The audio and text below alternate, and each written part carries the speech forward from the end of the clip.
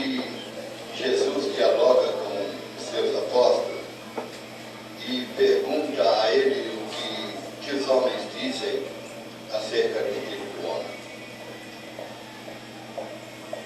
Após divagações, Pedro se impõe e diz: tu és o Cristo, o Filho do Deus vivo. Diante desta palavra, Jesus diz a Pedro que a palavra dele não era uma palavra humana, um pensamento humano, mas era, antes de tudo, uma revelação de mim. Não foi a carne, não foi o sangue, mas o Espírito de meu Pai que está no céu é quem usou você, usou sua boca, é quem te deu esta palavra de revelação. Sobre esta pedra eu edificarei a minha igreja, e as portas do inferno não prevalecerão. Glória a Deus. Aleluia. Esse texto, ele tem se tornado ao longo dos tempos um texto de batalha teológica entre alguns cristãos da ala católica, outros da ala protestante, sobre a realidade do verdadeiro fundamento da igreja. Quando alguns interpretam como Jesus Cristo o único fundamento, quando outros interpretam Pedro também como fundamento. Eu não vejo muito problema nisso, porque de algum modo é muito claro na Bíblia que Jesus Cristo é o fundamento singular e essencial da igreja.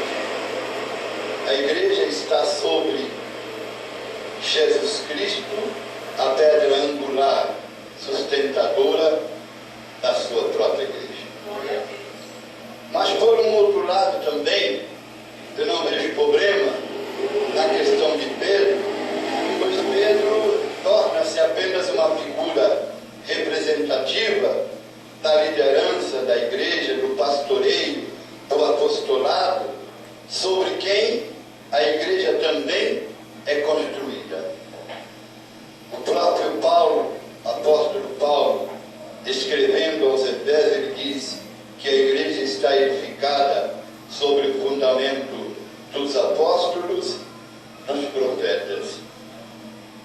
E esse fundamento é o mesmo de Pedro, é o mesmo que sai da boca de Pedro: tu és o Cristo.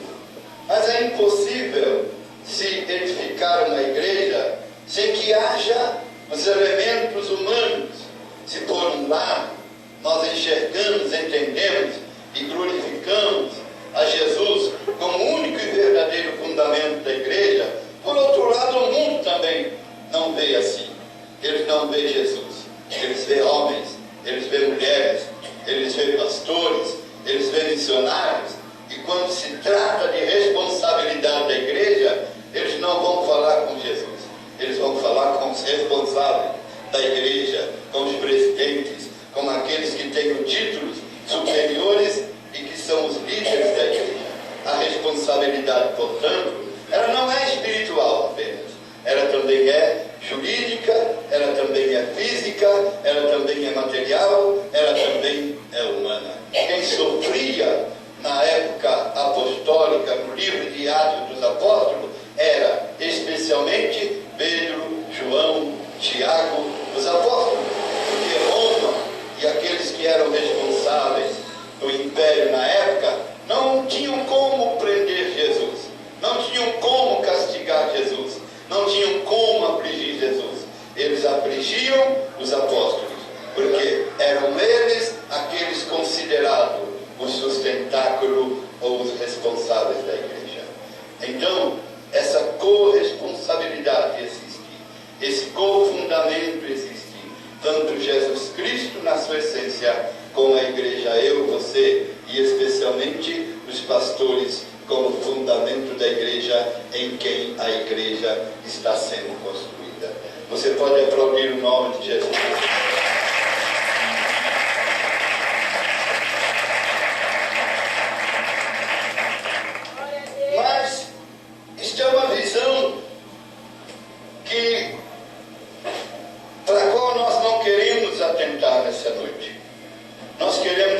atentar nesses minutos para as palavras de Jesus. Edificarei a minha igreja. É Jesus quem edifica a igreja.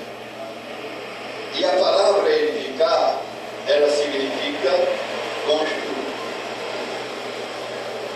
E a palavra igreja, no grego, ela significa assembleia, ela significa multidão, mas a palavra que mais identifica a palavra igreja no grego é povo.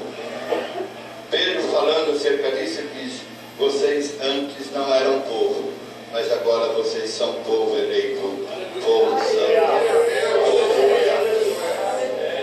Povo é a palavra mais identificável à igreja.